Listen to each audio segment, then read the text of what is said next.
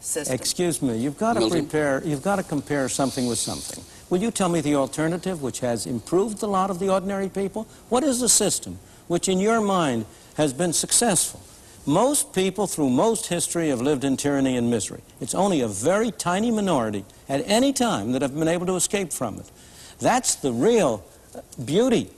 That's the real achievement. Now, will you tell me what the alternative system is which has achieved? Well, tell me what. Excuse me. And I say that elsewhere in the world. What's the alternative? What's the alternative? What's your alternative? The free enterprise system is of itself not an alternative because, as you agree, it does not exist. We are arguing really to defend those interventions which have been made by government on the behalf of people in an effort to reduce inequality, in an effort to reduce oppression. And tell me, which of those are you defending in which of these countries where those interventions have benefited the masses? In most of the countries where you have departed from the free enterprise system, you have had a small class benefited at the expense of the masses. If you take the African countries, which have become one-party dictatorships, are you going to tell me they have benefited the masses?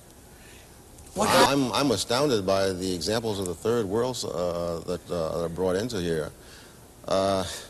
Those parts of the non-capitalist world in which the capitalist system has penetrated are typically higher income places than those parts where they haven't.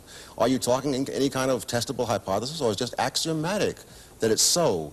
Because the studies that I've seen indicate that those countries where capitalists have never gone near them are poorer than they've ever been. They were poor before the capitalists got there, they were poor while the capitalists were there, and they're poor after the capitalists have left. Measures of wealth are not measures of the wealth of a people. They are measures, rather, of gross national product.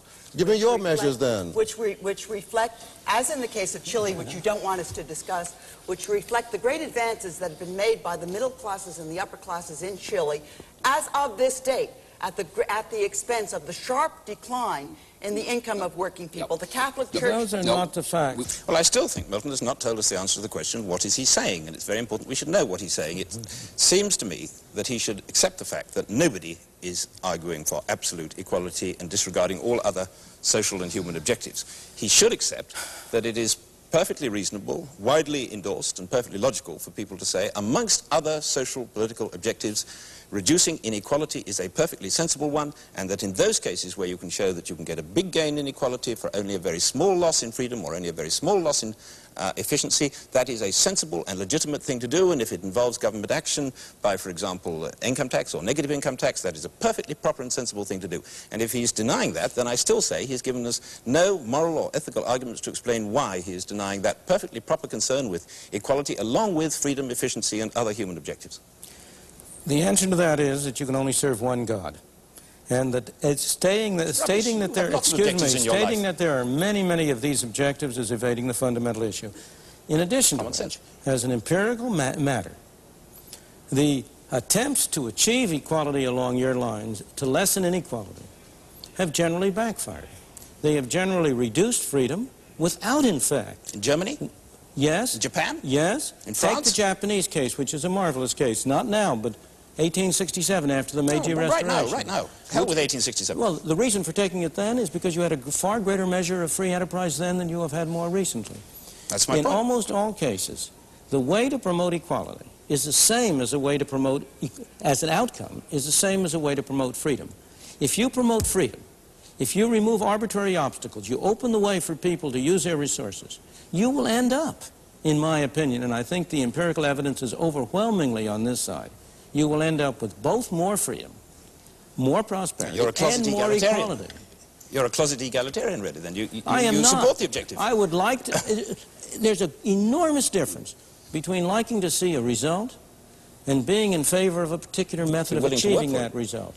Because if I were wrong, if freedom led to wider inequality, I would prefer that to a world in which I got artificial equality at the expense of freedom. My objective, my God, if you want, is freedom. The freedom of human beings, of individuals, to pursue their own values. That will also well, there we leave this discussion at the University of Chicago. I hope you'll join us for another edition of Free to Choose.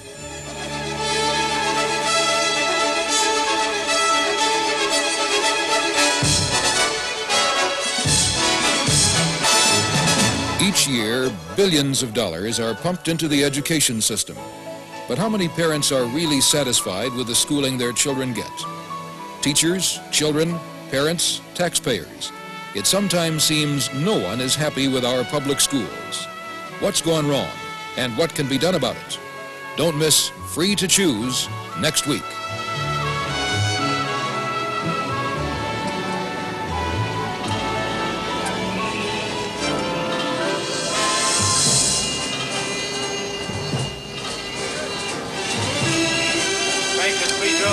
Please. Try again with more. Players, put the hand this time, players.